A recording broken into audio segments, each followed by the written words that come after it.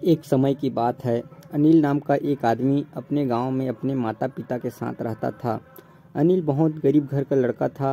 इस कारण उसने कभी भी स्कूल का मुंह नहीं देखा, यानी कि स्कूल ही नहीं गया। अनिल का पिता भी काम कर कर अपने घर के लोगों का पेट ही भर सकता था। अनिल जब बड़ा हो गया तो उसका विवाह करा दिया और विवाह के कुछ ही दिनों के बाद उसके पिता की मृत्यु हो गई थी।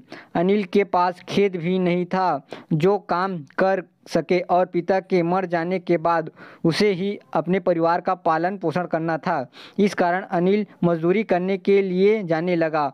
उसे गांव में कभी काम मिलता तो कभी नहीं मिलता। इस कारण अनिल ने फैसला लिया कि वह शहर काम करने के लिए जाएगा और वहीं पर काम कर कर पैसे कमाएगा। एक दिन अनिल शहर जाने के लिए तैयार हो गया और शहर के लिए रवाना हो गया। अनिल शहर तो चला गया पर उसे वहाँ भी काम नहीं मिल सका था। एक दिन फिरते फिरते उसे एक जगह काम मिल गया। उसे काम देने से पहले उस आदमी ने जिसे उसे काम दिया था उसने उससे कुछ कागजातों पर साइन कराना था। तो वह अनिल के पास गया और कहा कि लो पढ़ लो, इन कागजातों पर काम के सिलसिले पर साइन कर दो ताकि तुम यहाँ पर काम कर सको।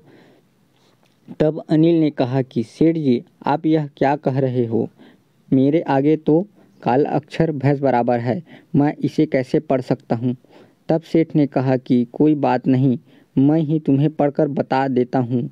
सेठ ने कहा कि तुम इस काम को अपने मर्जी से कर रहे हो और जब तक काम पूरा नहीं हो जाता तब तक तुम यहीं रहोगे। उस समय अनिल ने सोचा कि सेठ जी ने कहा कि तुम इस काम को अपनी मर्जी से कर रहे हो और जब तक काम पूरा नहीं हो जाता तुम यहीं रहोगे।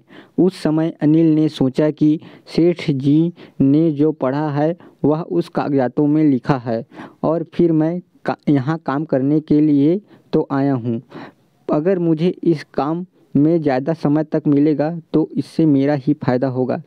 यह सोचकर अनिल ने उन कागजातों पर साइन कर दिए थे।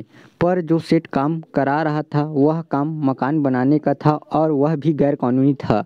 साथ में उन कागजातों पर यह भी लिखा था कि इस काम को मैं मेरी मर्जी से कर रहा हूँ और जब तक मैं मर जाऊँ तब तक मैं यहीं इन लोगों के पास ही काम करता रहूँगा।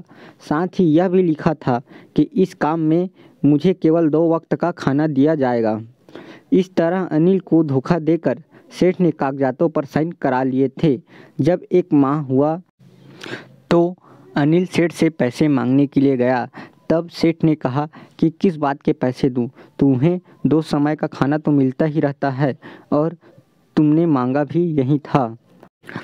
दोस्तों, हमें इस कहानी से यह सीख मिलती है कि आज के समय में हर कोई पढ़ने लगा है, पर जो लोग पढ़े लिखे नहीं हैं उनको आज भी अनेक समस्याओं का सामना करना पड़ता है। इसी तरह से पुराने समय में कोई भी पढ़े लिखे नहीं होते थे और अन्य लोगों को इसी का फ़ायदा उठाकर उनसे हर किसी कागजातों पर साइन करा